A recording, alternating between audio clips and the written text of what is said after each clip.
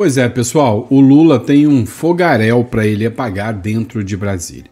A CPI do INSS está andando com a corda toda e está dando muita dor de cabeça para o governo Lula, que já teve que desembolsar uma bolada aí de emendas para tentar segurar o cerco, né?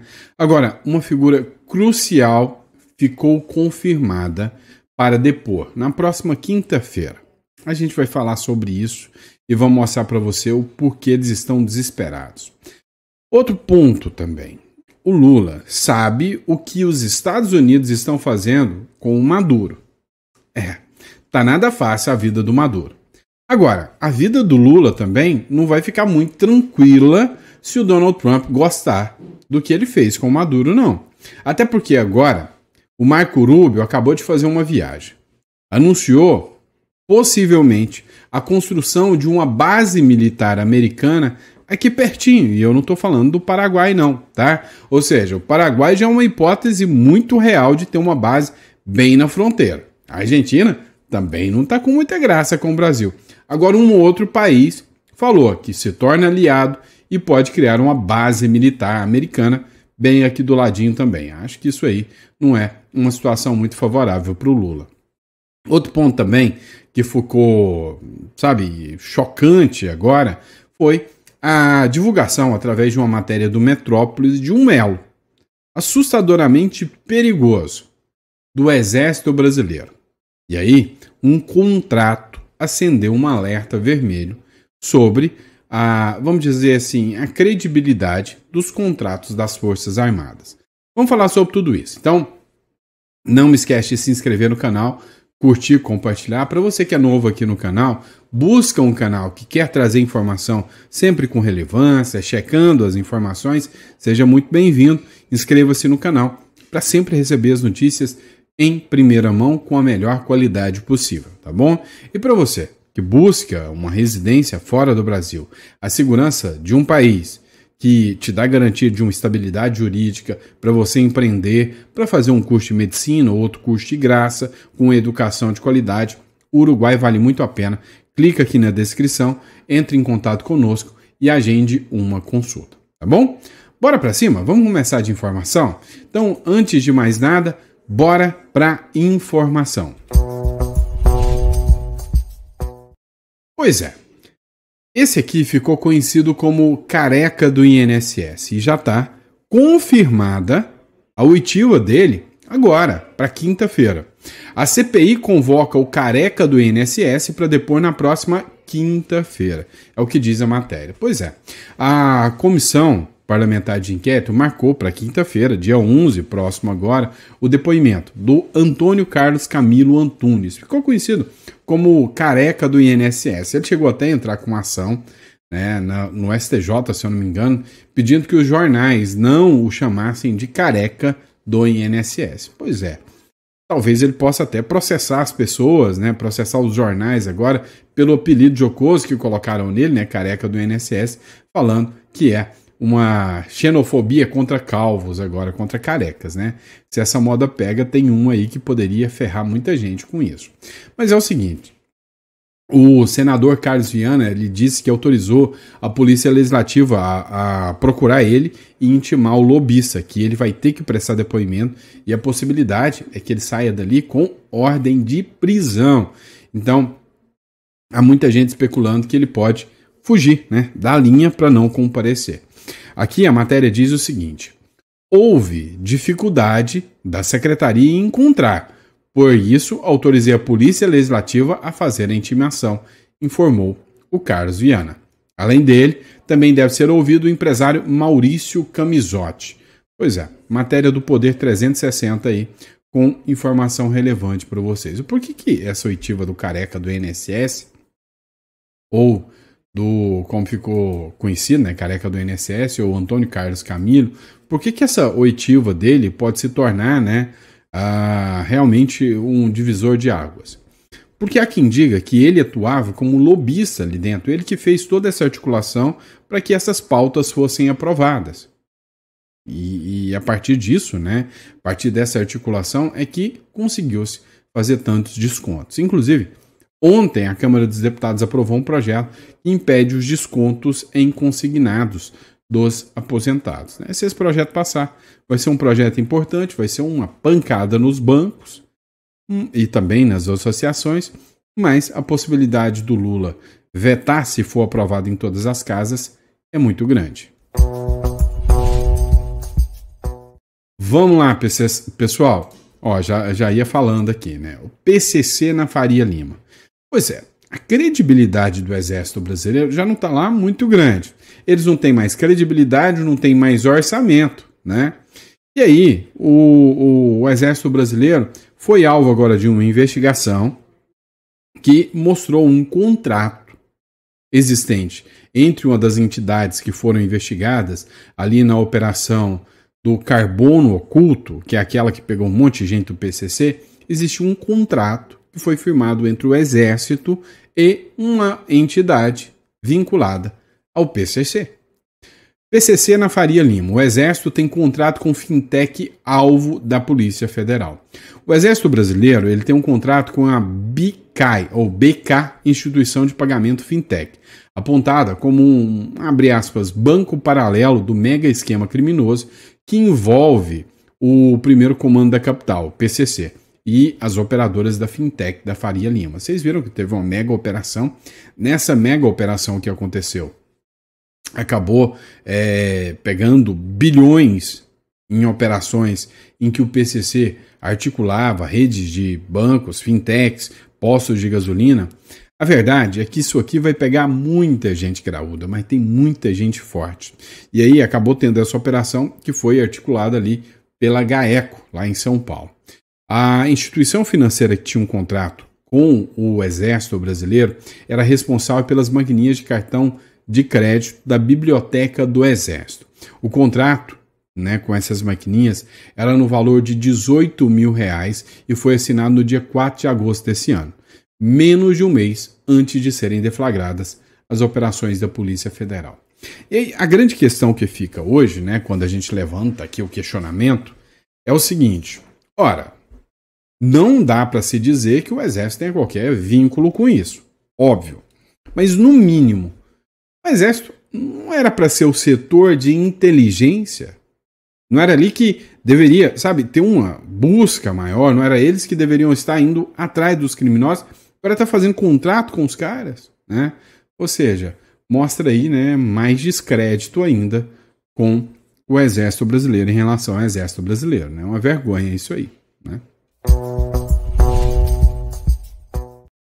Vamos lá, pessoal.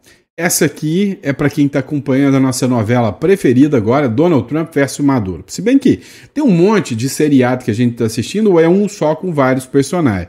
A gente acompanha o Trump contra o Alexandre de Moraes. Parece que o Moraes contra o Elon Musk já acabou. O Elon Musk deu aquela desaparecida básica, igualzinho acontece num seriado. Um personagem some, depois volta, depois reaparece. Pois é, agora uma figura que está marcante aí nessa história chama-se Marco Rubio. Pois é, essa matéria é do El País. O El País disse o seguinte: o Marco Rubio viajou para o Equador para cerrar, ou seja, para fechar com o Noboa, Daniel Noboa, a deportação de imigrantes de outros países. O foco aqui, entre o Daniel Noboa e o Marco Rubio, é fechar um acordo com que imigrantes de outros países que estão envolvidos no tráfico e no crime organizado sejam deportados. Possivelmente um grande acordo que foi feito com o Nayib Bukele, presidente de El Salvador. Olha só, Nayib Bukele fez o seguinte: pegou o país mais violento aqui da América Central, ou aqui não, de lá da América Central, Pegou o país mais violento, construiu uma mega prisão, colocou todo bandido dentro da prisão e agora todo mundo está cumprindo as penas, não se comete mais crimes. Ontem bateram uma marca histórica de 1000 dias, sem um assassinato sequer dentro do país. Que sonho do Brasil, E aí agora o Nayib Bukele falou: olha, eu preciso rentabilizar em cima disso. Estados Unidos, eu tenho uma mega prisão e eu sei fazer o serviço. Quer mandar os criminosos para cá? Paga aí um trocado por mês para mim que eu recepciono tudo quanto é criminoso aí do crime organizado, terrorista, pode mandar para mim. E aí foi o acordo que o Bukele, né, fez com o Trump, e agora o Marco Rubio foi lá para fechar com o Daniel Noboa. Ou seja, construíram, né? Você lembra daqueles filmes que falavam da prisão de Alcatraz? Pois é, construíram uma mega prisão intocável, infalível, e o Nayib Bukele acabou rentabilizando em cima disso. Agora, os Estados Unidos, como principal parceiro comercial e destino de 40% de toda a droga que passa pelo Equador, o Daniel Noboa aposta numa cooperação mais firme, que incluiria nessa negociação aqui, inclusive, né, um equipamento militar, fortalecimento de centros de inteligência e recursos para a luta contra a lavagem de dinheiro, né, lavagem de ativos, com a possibilidade de uma base militar estadunidense em solo equatoriano. Não está descartada e, segundo a funcionária, já se trabalha para isso. Ou seja, possivelmente teremos mais uma base militar dos Estados Unidos aqui na América do Sul. O que a gente vem percebendo? O Trump não quer deixar, né, outros países virem para cá e se estabelecerem. Fala, peraí, hoje com o alcance militar que está se tomando, com muita gente aí falando sobre a hipótese de estourar uma guerra, de estourar um embate militar com Rússia, com a China, eu não vou deixar a América aqui estar tomada por inimigos nossos, como é o caso do Maduro, e eu não vou deixar o Brasil se tornar uma nova Venezuela com um inimigo, um anti-americano aqui dentro, que é o Lula. Então, a gente percebe que ele já está fechando o cerco. O Ivan Kleber fez uma publicação, disse o seguinte: o secretário de Estado Marco Rubio denunciou Nicolás Maduro como um fugitivo da justiça americana nesta quinta-feira. Maduro é um fugitivo da justiça americana, disse o Rubio durante uma visita ao Equador. Não vamos apenas caçar traficantes com pequenos barcos rápidos. O presidente Trump disse que quer declarar guerra a esses grupos. Ou seja, a partir de agora não vai ficar interceptando um ou outro barco. Vai pegar, vai partir para cima e vai fazer pressão em cima desses grupos. E a intenção é chegar no líder. Quem seria o líder? O Marco Rubio falou, né? Segundo o Emmanuel Rincon, o Marco Rubio, secretário do governo norte-americano, disse o seguinte, abre aspas, não me importa, inclusive, o que diga a ONU. Eles não sabem de nada. Nicolás Maduro é um narcotraficante acusado pelo grande júri de Nova York, que não deixam dúvidas. É um narcotraficante e um fugitivo da justiça estadunidense. Ou seja, sua cabeça está a prêmio porque é um fugitivo da justiça americana. Pois é, subiu o tom o governo americano em relação ao Marco Rubio, tá? Subiu o tom literalmente. Mas vamos falar da anistia. Tarcísio está articulando bastante sobre a anistia. A turma lulopetista está nervosinha pra caramba. Inclusive, está circulando um monte de posts falando, olha só, o Tarcísio que deveria estar cuidando do estado de São Paulo está lá para Brasília, articulando a defesa dos golpistas. É o que os petistas estão escrevendo.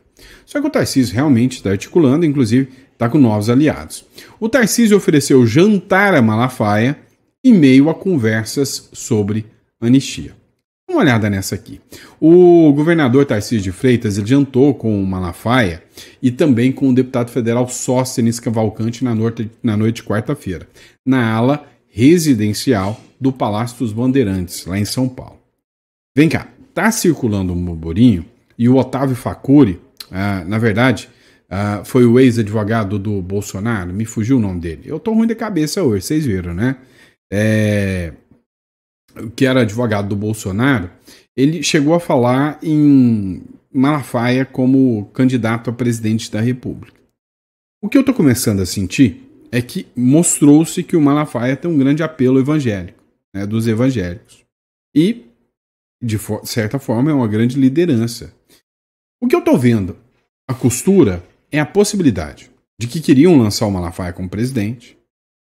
Só que agora, a ideia pode ser que o Malafaia seja vice. Olha só uma chapa se formando aí do Tarcísio e Malafaia. Pode ser que a gente esteja diante dessa chapa presidencial. O encontro, inclusive, foi oferecido pelo governador na sede do Poder Paulista, aconteceu logo depois que o governador paulista retornou de Brasília, onde participou de articulações pelo projeto da anistia aos envolvidos no ato de 8 de janeiro de 2023, né? Ou seja, os atos do 8 de janeiro. No jantar, os três teriam concordado que o benefício deve ser concedido a todos que se tornaram réus pelo Supremo Tribunal Federal, o que incluiria o ex-presidente Jair Bolsonaro e outros réus que estão sendo julgados pelo Supremo Tribunal Federal ao longo da semana. Abre aspas aqui para a fala do Silas Malafaia. A única diferença que existe entre quem está nessa farsa de pseudo-golpe é o tempo da condenação. Todos estão na mesma porcaria. Então, como é que dá anistia para um que não dá para o outro? Então, não vai dar para ninguém essa conversa, disse o pastor Silas Malafaia sobre o caso aqui. E aí veio também o Barroso, que está falando que teve uma conversa dele que foi distorcida, porque ele disse o seguinte, olha, não tem como, primeiro você dá a condenação e somente pessoas condenadas podem ter anistia. Isso ficou entendido como se fosse uma chave, uma deixa do Barroso falando, não, ó, a gente vai aceitar a anistia. Só que a turma do STF está fazendo muita pressão sobre a anistia, não querem aceitar a anistia não.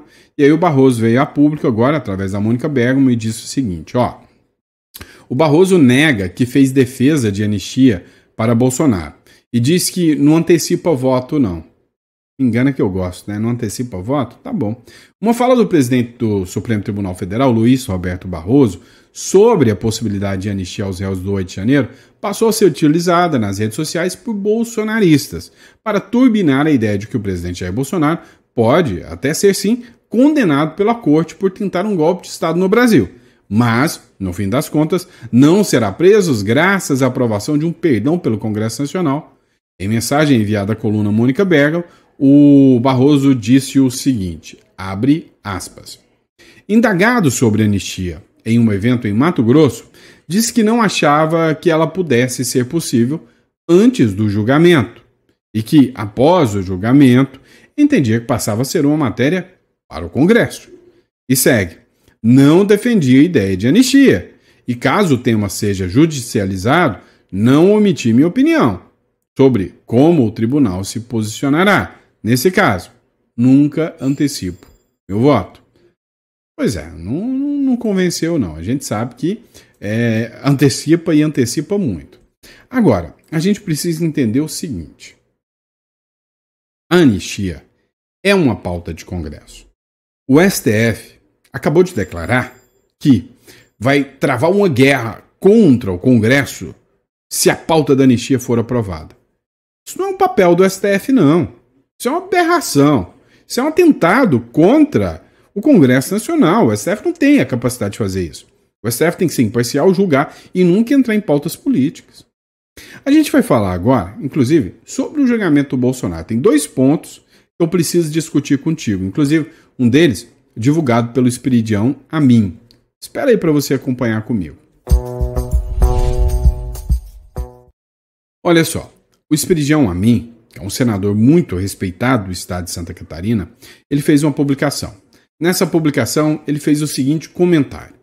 Este advogado afirmou hoje, no julgamento, algo que venho dizendo há muitos dias.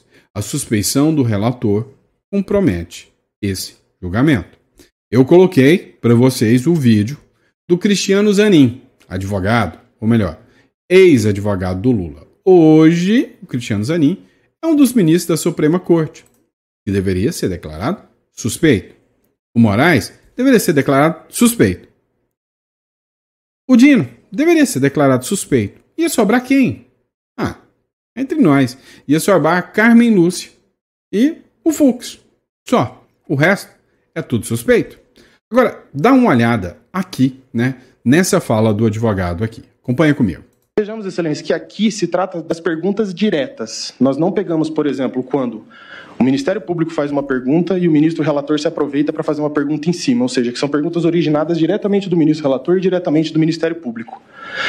Nós temos 302 perguntas do ministro relator contra 59 da Procuradoria-Geral da República. Vocês entendem isso aqui? Enquanto o PGR, Paulo Gonet, fazia 52 perguntas de acusação, o Moraes, que não é o cara que tem que fazer a inquisição, é o cara que tem que julgar de forma imparcial, ele fez mais de 300. Ou seja, é uma aberração, é um absurdo. Isso mostra que o ministro relator ele tem participação ativa como inquisidor, ou seja, fazendo o papel do Ministério Público. Ora, por muito menos a Lava Jato caiu.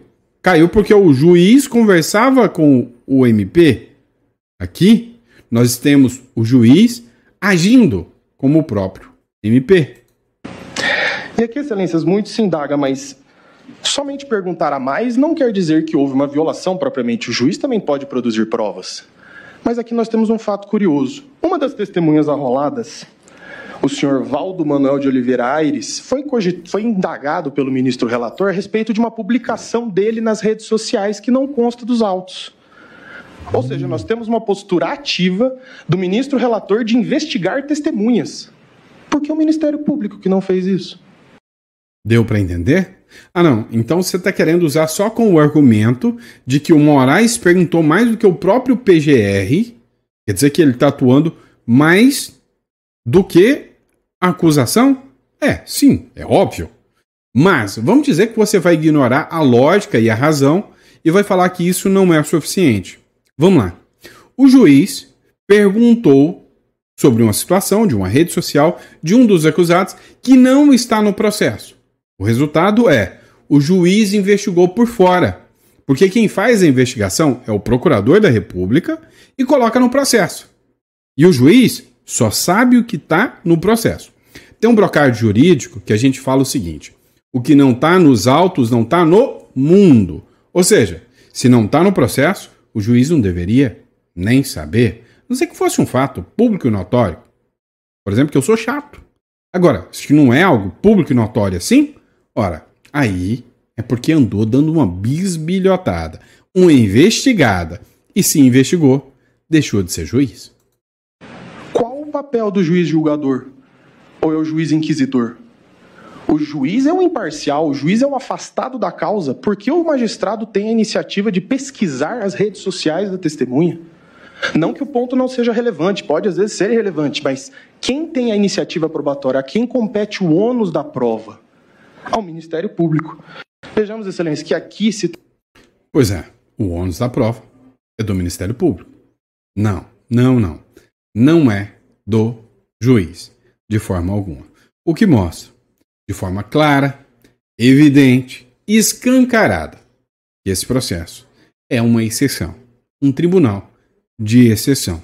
Por quê? Porque não é regra. O que é uma exceção? É algo que não é a regra. E a regra é que um juiz é imparcial. A regra é que um juiz não investiga. A regra é que o juiz não pode ser nem vítima. Aqui não. São todos inimigos do réu. Abriram uma exceção. A Constituição veda tribunais de exceção. E aí, tem mais uma publicação. José Neumann de Pinto. Para mim, um dos jornalistas renomados do Brasil. No início do julgamento do golpe, no STF, Moraes e Gonet defenderam a Constituição sem citarem nenhum dos seus preceitos, apelando, como de hábito, para o Código Penal do Estado Novo de Getúlio, de 1940. Não é ignorância, é confissão de que Estado de Direito é pretexto e não razão. Pois é, como a gente viu, em muitos e muitos casos, o afastamento aqui dos direitos e garantias de várias pessoas, até de meninas de 14, 15 anos, filhas de jornalistas aí, filhas do ex-presidente também. Então, o que a gente vê hoje no Brasil é, sinceramente, um dos momentos mais sombrios, mais sórdidos da história do Brasil. Vamos lá. Tem um assunto que está pairando muito sobre a política brasileira, que é sobre vista do ministro Luiz Fux. Luiz Fux deve pedir vista no julgamento da trama golpista? Entenda. Qual seria a lógica de um processo de vista? Deixa eu explicar para você. O que é vista de um processo? Quando um juiz acha que os fundamentos, os fatos que estão no processo não são suficientes, ele pede para ficar um tempo a mais com esse processo, geralmente 90 dias a mais. O que faria com que o processo do Bolsonaro fosse suspenso durante esse período, atrasaria todo o plano que foi feito para mandar o Bolsonaro para a cadeia logo. Agora, será que o Fux vai pedir vista nesse processo? O jornal Metrópolis debruçou sobre esse assunto. Vamos analisar esse trecho aqui. Doutor, será que os ministros conseguem fazer absolutamente tudo isso para 8 réus até a sexta-feira? Os ministros, eles têm muita prática nisso e têm assessoria. Apesar de ser algo complexo assim para quem está observando fora do mundo jurídico, é uma operação difícil de explicar, mas o pessoal conhece bem essa matéria. E isso aí, eles conseguem, talvez eu acho que na semana que vem não, porque na semana que vem vai ter o voto do ministro Alexandre de Moraes, que eu acredito que vai ir durante a terça-feira toda, né?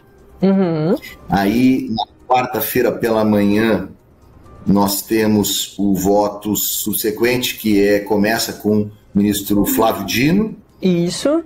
Eu não acredito. E aí depois nós vamos aí na quarta. Aí vem Fux, que poderá fazer um voto com alguma divergência, que é o que se diz, né? Que ele é um juiz, um ministro mais permeável a alguns argumentos da defesa. Então, mas que ele não deve pedir vista, né, doutor? Porque ele acompanhou de perto o processo, né?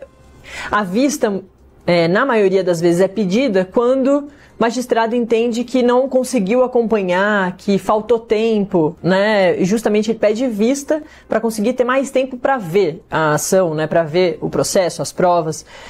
E Luiz Fux, eu lembro, inclusive, que participou dos interrogatórios, de todos eles, dos 8. Esteve ali, fez perguntas, então tem um entendimento já de que pedido de vista Luiz Fux não deve fazer, mas que deve abrir divergências em relação também não às condenações, que ele deve concordar com as condenações, mas que deve aparecer ali a divergência mais no sentido das penas, né? Então, o que ela perguntou aqui é se o Fux deveria dar esse pedido de vista. Olha o que ele fala aqui.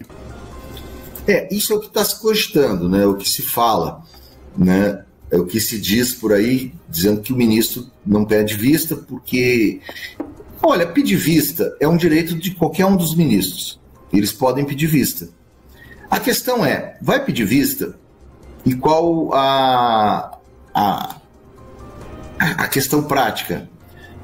Então, o que se diz é que o ministro Luiz Fux não teria necessidade de pedir vista, porque ele acompanhou todo o andamento do processo, inclusive em loco, em alguns momentos, o que não é comum. Agora, ele que vai decidir isso, sabe? Quem é o senhor dessa decisão é a dele. Então, ele pode entender que mesmo ele estando... Ou pode acontecer, por exemplo, uma discussão muito, muito quente ali no momento dos debates entre os ministros e alguém achar que... Agora, o que se comenta, o que se diz, é que esse processo ele está maduro para ser julgado já. As pessoas já conhecem muito bem esse processo. Embora o advogado de defesa do presidente Jair Bolsonaro, ontem, num esforço retórico e louvável, ele disse que não conhecia todo o processo, porque ele queria criticar justamente o número da prova, o número de elementos de prova que tinham sido colocados ali dentro do processo, de maneira a prejudicar o entendimento da defesa, o que, olha, é verdade, assim, do seu ponto de vista, eu sou advogado de defesa, é muito complexo, a gente não tem todo o aparato que o Ministério Público tem e nem o tempo que o Ministério Público teve para juntar todas essas provas. Mas, enfim, voltando aqui ao assunto do pedido de vista, Como esse processo é um processo muito conhecido, e as questões são conhecidas, que não faria sentido o pedido de vista. Mas isso quem vai decidir é quem está ali na hora. O ministro Luiz Fux tem todo. Quem vai decidir é o ministro Luiz Fux. Tá, mas por que você parou para falar sobre isso aqui, Santos? São 2 pontos que a gente precisa falar. Primeiro, a ordem do julgamento. Primeiro a votar, ministro Alexandre de Moraes. Cá entre nós, ministro Alexandre de Moraes não tem nada mais a perder, é inimigo declarado do Bolsonaro. Quem não entende ou finge que não entende isso é mau caráter. Ponto. Segundo, é o Flávio Dino. Inimigo declarado do Bolsonaro. Disse que o Bolsonaro é pior do que o próprio demônio. Participou dos atos do 8 de janeiro, não como partícipe, mas como ministro da Justiça. Ele atuou ali dentro desse processo. E agora ele vai julgar um processo que ele atuou lá fora? Isso é um claro, caso de impedimento. É inimigo do Bolsonaro. Processou o Bolsonaro. Disse que o Bolsonaro é pior do que o demônio. Vai julgar. Não devia. Vai condenar. Agora, o ministro Luiz Fux, será que ele quer pegar essa bronca de enfrentar o Trump mesmo? A Carmen Lúcia é a próxima a julgar. Depois do Dino é o Fux, depois a Carmen Lúcia e, por fim, o ministro Zanin, que tem muito a perder. Imagina o escritório dele sendo sancionado, esposa, filhos, todo mundo. Eu é que não julgaria o Bolsonaro nessa aqui, tá? Sinceramente. Então esse é o primeiro ponto. Segundo ponto. E se o Fux pede vista? Eu tenho 2 caminhos. Vamos entender. O primeiro caminho é o seguinte. Se o Fux pedir vista, só está dando tempo para o STF para evitar que as sanções magníficas venham. Mas mais para frente a condenação vem. Se o Fux não pede vista e já julga logo, já deixa mostrar para todo mundo como está a situação e já abre espaço para o Bolsonaro fazer um recurso. E vai que esse recurso cai na mão do André Mendonça ou do Cássio Nunes. Não acredito muito. Então, a regra aqui é que, falando português claro, tanto faz com pedido de vista ou sem pedido de vista, vão condenar o Bolsonaro porque as sentenças já estão prontas. Agora, quem vai segurar o rojão até o final, entre esses 3 que eu falei, é que é interessante saber, quem vai encarar o Trump mesmo, tá bom? E é isso, pessoal, muito obrigado pela confiança, pela credibilidade, é um prazer, uma honra sempre estar aqui com vocês, poder bater um papo sobre política com vocês. Para quem ainda não entrou em contato com o nosso escritório, para pensar o seguinte, você, tá vendo o Brasil a loucura que tá. Você tem um certo patrimônio, você tem que se proteger. Você quer mesmo que depois de uma postagem, os caras venham atrás de você para pôr 17 anos, você vai fugir para ficar ilegal em algum país? Essa semana, uma moça que tinha saído para os Estados Unidos por causa do 8 de janeiro foi deportada porque estava ilegal lá. Não, meu amigo. Pense melhor. Procura uma forma de ter uma cédula, uma residência de outro país. O mais barato, mais rápido e mais fácil de você chegar chama-se Uruguai. É a melhor garantia. Dali, depois você faz um visto americano, nos procura, a gente tira para você um EB2NW de altas habilidades, pega um green card para você, mas primeiro, tenha um visto. Te garante, uma residência que te garante uma possibilidade de não ser alvo dentro da jurisdição brasileira. Tá bom? Obrigado, pessoal. Fiquem com Deus. É sempre um prazer estar aqui com vocês e poder bater um papo com vocês. Abraço.